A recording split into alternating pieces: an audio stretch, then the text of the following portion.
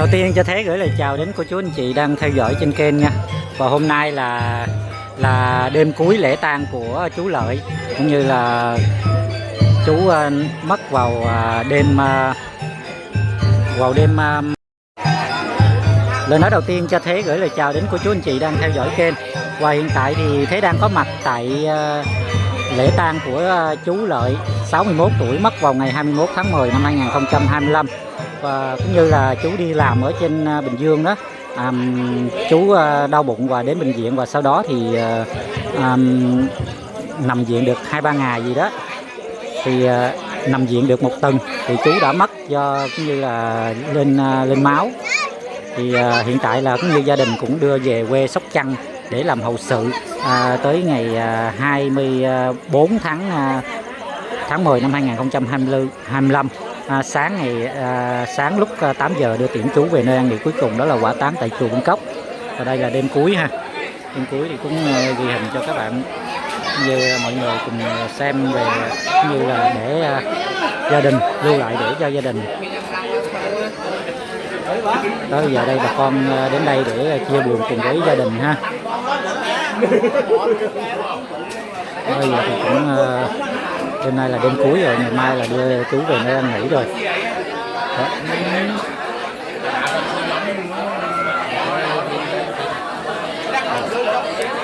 Đó. Đó, bây giờ hiện tại là dạ anh đi con. Đó, bây giờ bà con đến cùng chia buồn cũng rất là đông ha.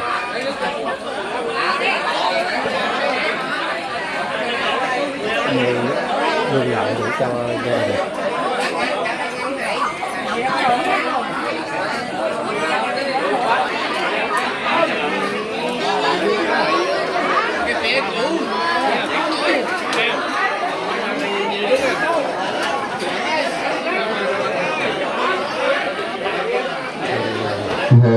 Tôi thả sân chơi nhé, tôi chào vào chuyện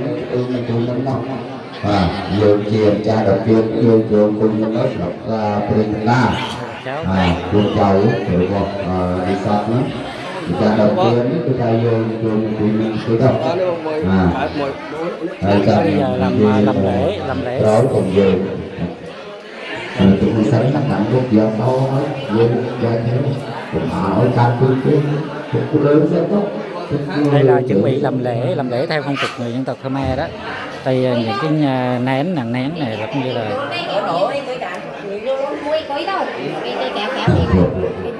tôi cho cả cái chuyên nó đi cho đó cùng mời thua tôi chuyên nhé chuyên có dùng tôi nhiều như vô đây con, vô đây. Ồ, đây là những trái bông nè.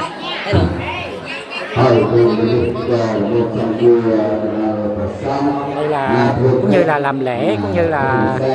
cầu những cái phước lành đến cho gia đình, những cái như là người ra đi thanh thản á. Bây giờ đang làm lễ.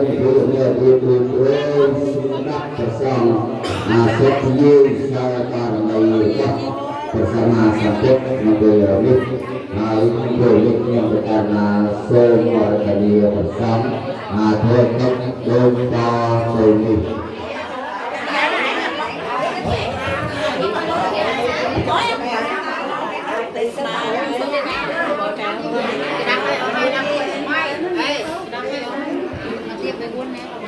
Đó, bà chỉ tới. Có đủ rồi. Không. Chút nước kia cũng được, rồi xong hả kia cũng được. Hãy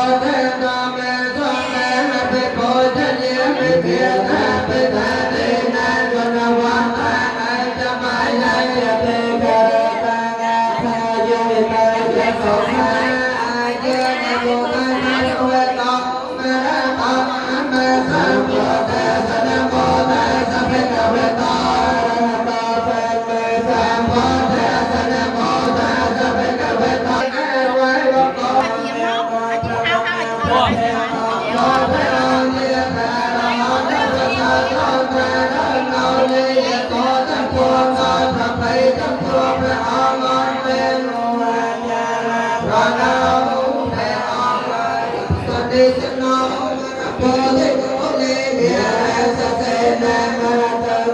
Đây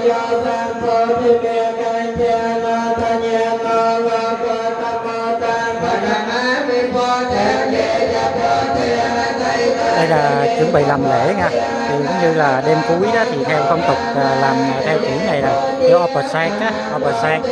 cũng như là mang sự kỷ niệm như là cầu cho sức khỏe gia đình bình an vô sự. Rồi người đã ra đi thì cũng như là ra đi suôn sẻ.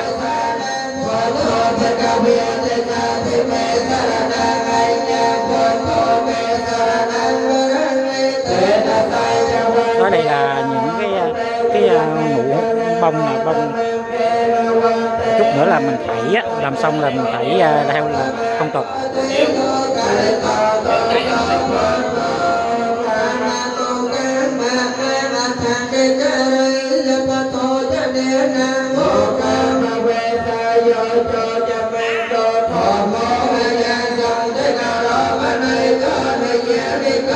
Đó, bây giờ chén bông là mỗi người cầm một dĩa, để sau khi mà làm lễ xong á là bắt đầu là gửi lên Phật ha, như là mình thảy đi lên Phật.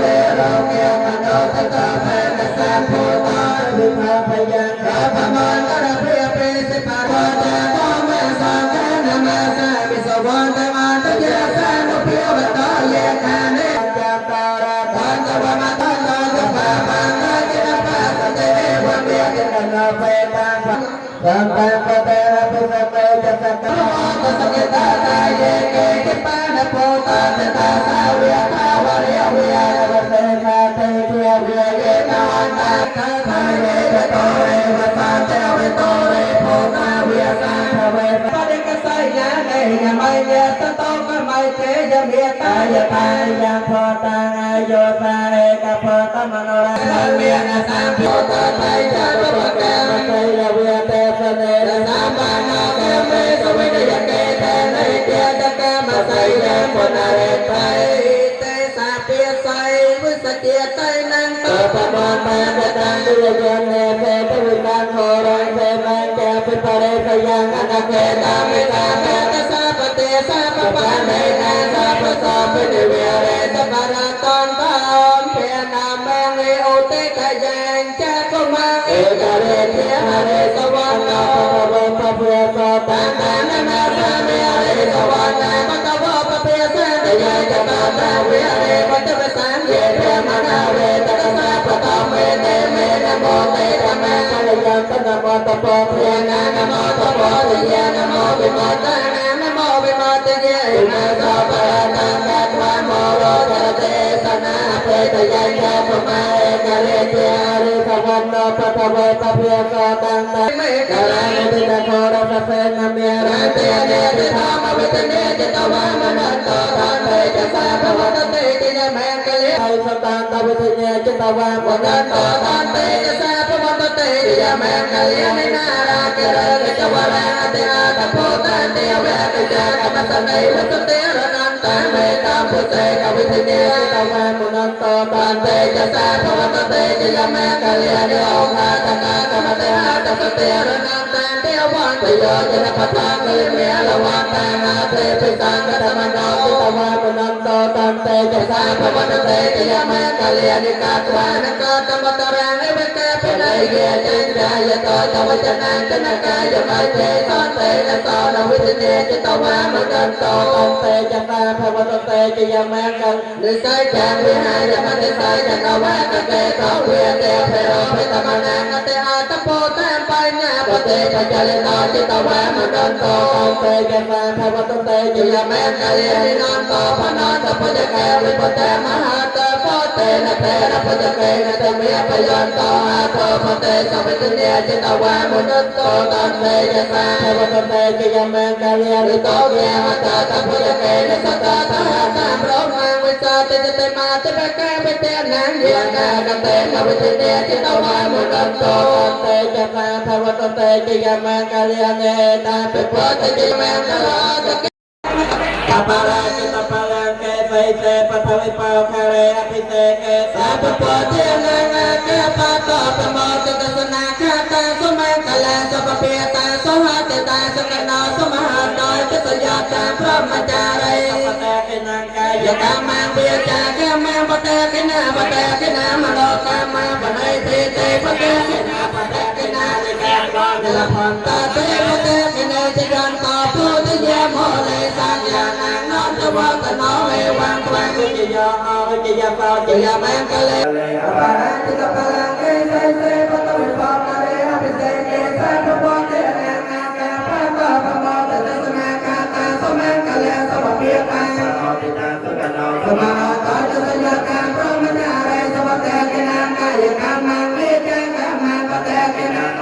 นามโนกรรมังปะไนติเตปะเตกินานิกาควานิลพันตาเตปะเตกิเนจิดันโตโพธิเยโมเลสัญญานังนอนติวัตโนเอวังวังวิโยโมวิเยโตจิยมังกะเลอปาราติกะเรอภิเตเกสาปะโพเทนังอาเกปะโตปะโมตตสนาคาตาสมังกะโลสมโหโตจะสยาทางพรหมจารีสุปเตกินังกายกรรมังเวจากรรมังปะเตกินังมโนกรรมังปะไนติเตปะเตกินานิกาควานิลพันตาเตปะเตกิเนจิดันโตโพธิเยโมเลสัญญานัง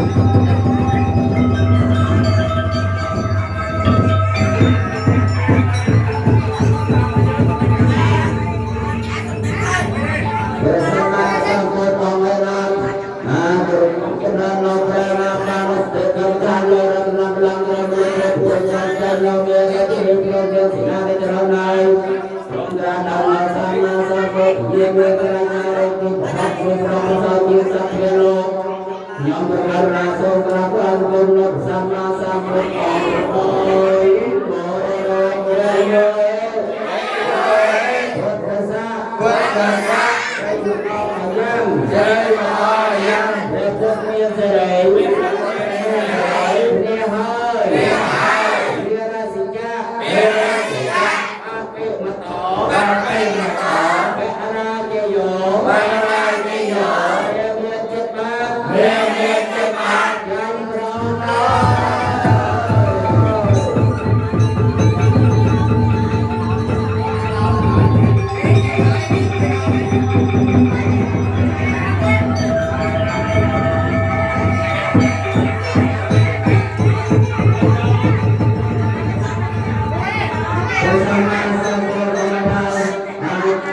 bersama sama tenang bersama rombongan yang sekian manotra dan hai yang berkarya sokrapan bersama sama